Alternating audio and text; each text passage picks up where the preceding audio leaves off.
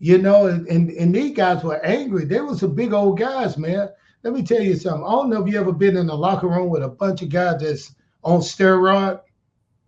Do you know how mean and how angry these guys are? Right. Yeah. It's just like being in a damn barn with a bunch of big, greasy, what animal could I say? Something big. Just being something big and something that can do some damage to you if they wanted to. So that was it right there. So I had to watch what I say. You had to watch what you do. You didn't want to, you wanted to walk that fine line of being a good guy, respectful, but you want to push it sometimes too. You want to say some things that get people riled up because it's supposed to be a fight. But it was hard to work with some of these guys because you couldn't tell when they were going to get angry or get upset. And you got to look at me. You got to understand this about me. I didn't give a damn who got upset. After a while, I did not care. And I didn't care because I'm the real deal. If they gonna get mad in the ring because some mistake or something, like when I first got there, I kicked someone, I threw a kick, it was a real karate shoot kick, and the guy ran into it and they just ran into each other. I ain't gonna say he ran into it. The kick was a difficult kick. It was a jump, spin, around kick where you jump and you spin to 360 to the front, then hit the guy on the other spin around. So I did that kick and they had never seen it. And the guy got his nose broken. And I was so like, man, I was so upset and apologetic. But it was some guys in the locker room who was angry. Hey, if he had hit me like that, I would have broke his neck. Scott Norton. I would have broke his neck if he had hit me like that. Like he never hit somebody and made a mistake. That happened to everybody. I would have got damn near knocked out in the ring because the guy told me I'm gonna throw you down and then I'm gonna flip over, I'm gonna drop my leg across your chest.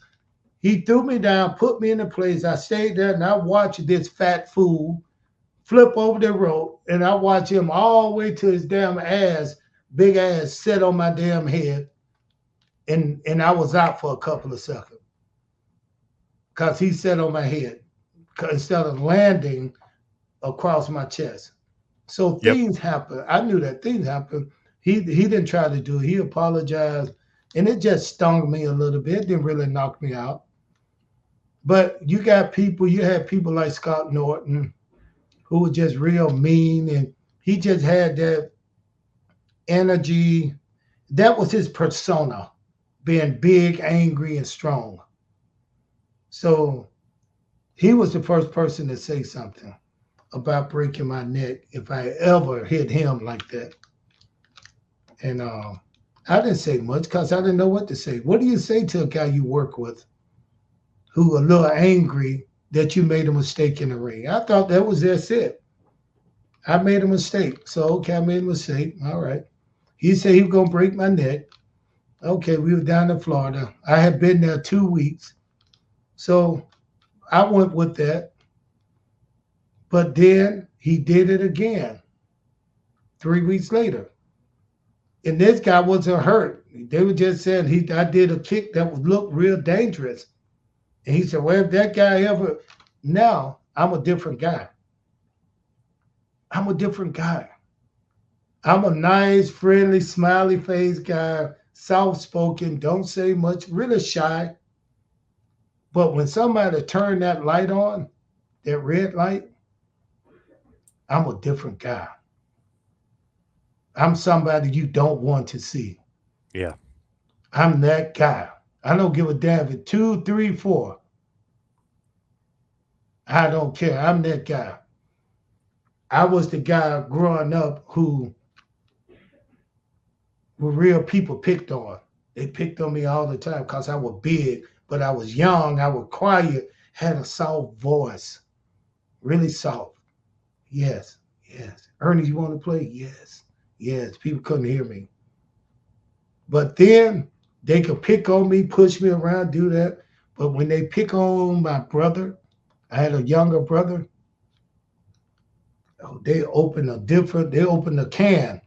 Something is about to happen. They turn that light on. And I remember whooping about 4 or 5 guys on the football field because they did something to my little brother. That's the zone I could go into when I'm upset. Scott Norton got me to go into that zone. And my mouth turned into something else. I stopped stumbling around, stumbling over words. My mind get focused, and my words cut just like my technique would have if I had put them on his ass.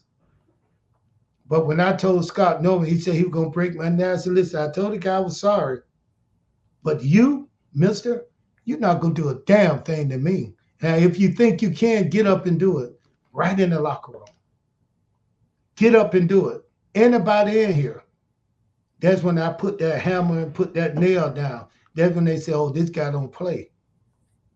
So what happened with this right here? I called Scott Norton.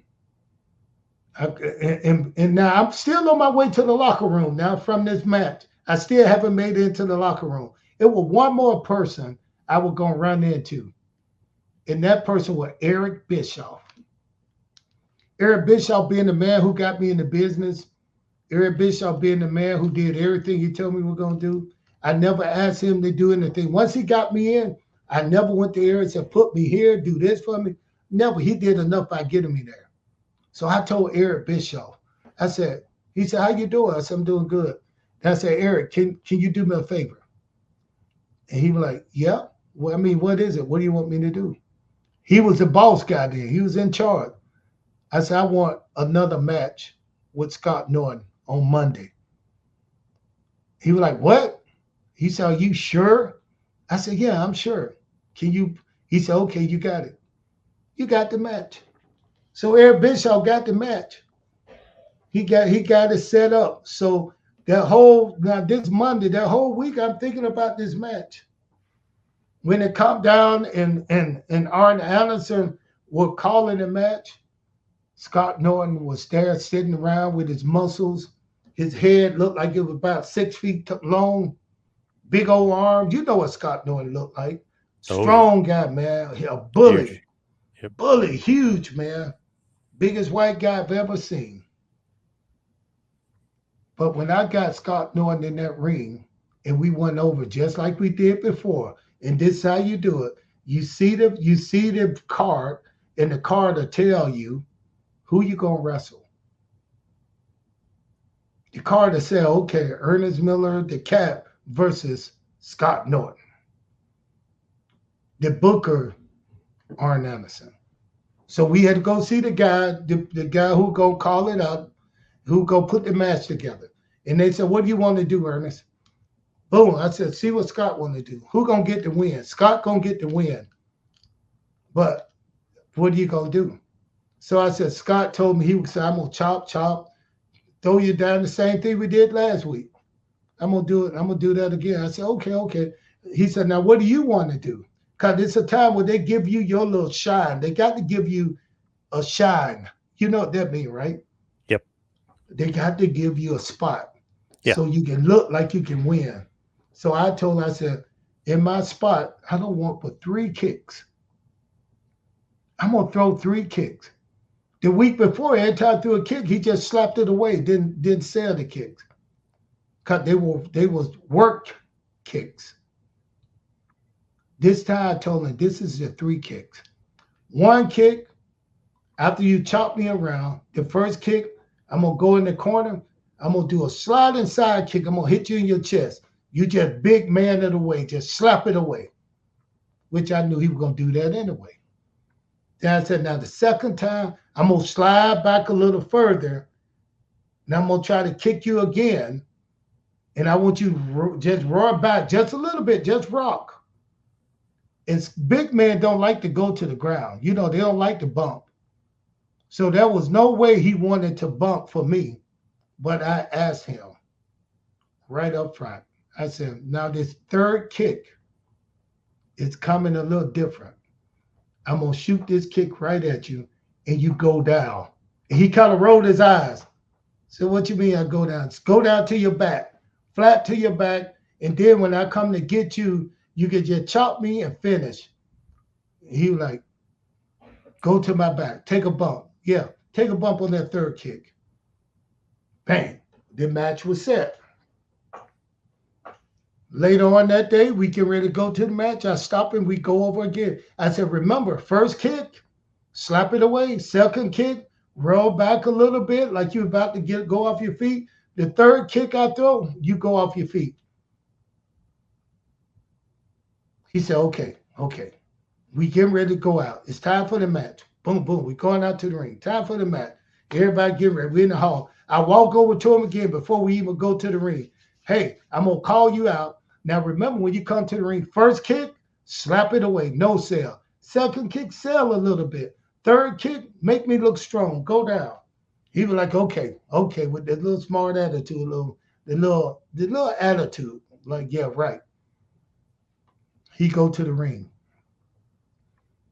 Match start.